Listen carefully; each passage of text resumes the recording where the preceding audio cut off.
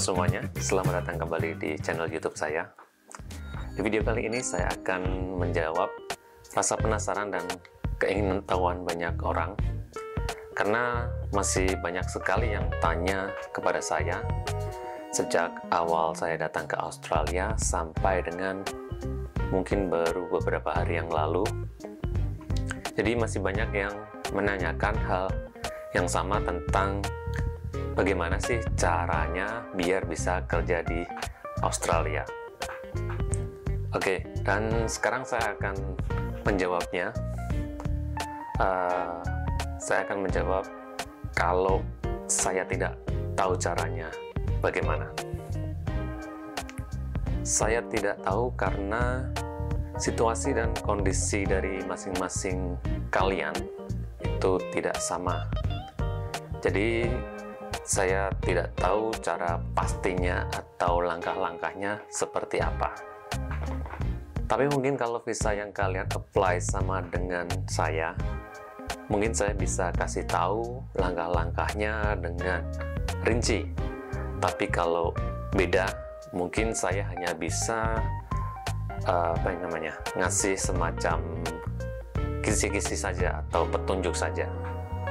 Jadi biasanya kalau ada orang yang tanya kepada saya tentang visa apa yang bisa buat kerja di Australia, itu biasanya saya cari tahu dulu, entah itu browsing di internet atau mungkin tanya-tanya ke teman yang tahu tentang visa yang bersangkutan.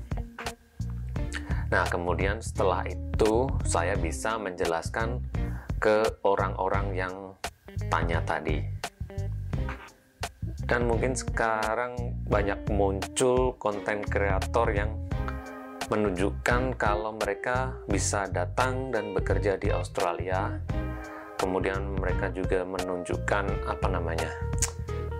kelebihan-kelebihan bekerja di Australia.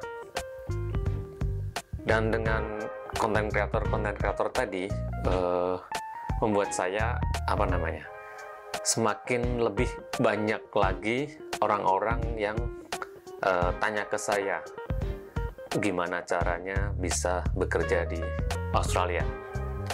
Yang tanya-tanya tadinya cuma sekedar teman, mungkin istri atau suaminya teman saya, teman-temannya dari adik saya atau teman-teman kakak saya.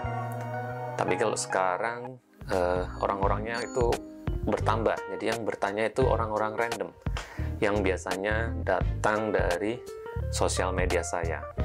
Oke, mungkin untuk kebanyakan konten kreator yang ada di sosial media tadi, jadi kebanyakan dari mereka itu menggunakan working holiday visa, dan usia maksimal untuk apply ataupun melamar working holiday visa adalah 30 tahun. Jadi buat teman-teman seangkatan saya, ya mohon maaf, kalian sudah tidak bisa karena sebentar lagi umur kalian 40 tahun.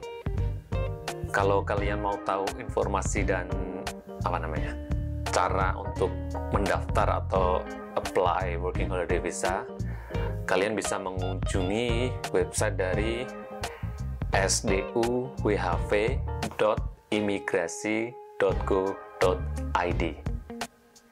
Di situ ditulis lengkap apa saja yang kalian butuhkan untuk syarat-syarat untuk apply ataupun mendaftar working holiday visa.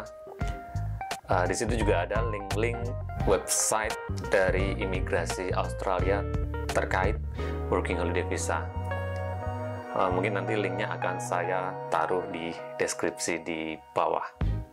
Visa berikutnya, kalian bisa juga bekerja menggunakan student visa. Tapi buat teman-teman yang sudah berkeluarga dan sudah punya anak dan ingin menjadikan pekerjaan di Australia sebagai pendapatan utama untuk keluarga kalian, menurut saya visa ini tidak cocok karena pendapatan yang didapat tidak akan sepadan dengan kebutuhan hidup kalian. Mungkin untuk biaya visanya tidak terlalu mahal, saat ini ada di harga 1.600 dolar Australia atau sekitar 16 jutaan rupiah saja.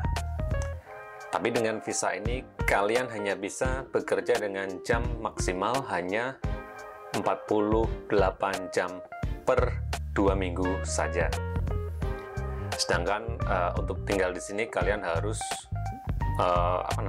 membayar mahal seperti biaya hidup harian kalian, biaya sewa rumah atau tempat tinggal, kemudian tagihan telepon, internet, dan lain-lain. Dan yang paling banyak mungkin biaya sekolahnya, karena international student biaya sekolahnya jauh lebih mahal daripada yang bersekolah atau seorang citizen atau seorang permanent resident. Kemudian mungkin kalau ada yang tanya, kalau misal pakai student visa buat kerja tapi nggak usah sekolah atau tidak usah sekolah, nggak usah pakai sekolah gitu ya maksudnya, jadi cuma kerja aja, apakah bisa ataukah boleh? Jawabannya tidak bisa, karena pada saat pembuatan student visa, rekomendasi atau lampiran surat dari universitas atau tempat kursus yang akan dituju di Australia harus disertakan dalam aplikasi pembuatan visanya. Kemudian kalau visa berikutnya yang memungkinkan dan terjangkau adalah sponsorship visa atau sponsor visa. Jadi siapa saja yang bisa memberikan sponsorship visa, itu ada berbagai macam. Seperti misalnya kalau yang dari terdekat itu bisa anggota keluarga. Jadi misal kalian memiliki keluarga yang mempunyai status permanen residen atau mungkin warga Indonesia tapi sudah menjadi citizen di Australia, mereka bisa memberikan sponsor ke kalian untuk apply sponsorship visa selama mereka memiliki kemampuan finansial yang cukup untuk membantu kalian. Terus juga bisa perusahaan atau pemilik usaha yang misalnya ada di Australia. Jadi biasanya perusahaan-perusahaan itu mencari pekerja, atau biasanya mereka punya partner usaha di Indonesia untuk minta dicarikan pekerja dari Indonesia untuk nantinya bekerja ke Australia.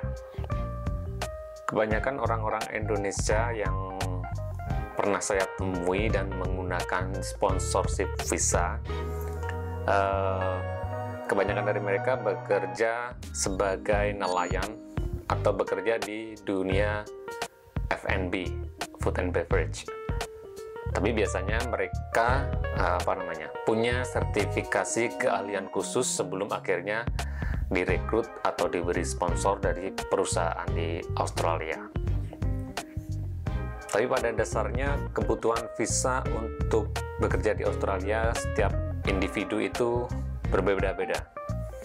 Kalau mungkin kalian tidak masuk kriteria-kriteria visa yang saya sebutkan di atas, mungkin kalian bisa datang aja ke VES Global Jakarta.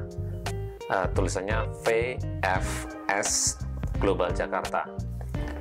Kantornya ada di dalam Kuningan City Mall, Jakarta Selatan.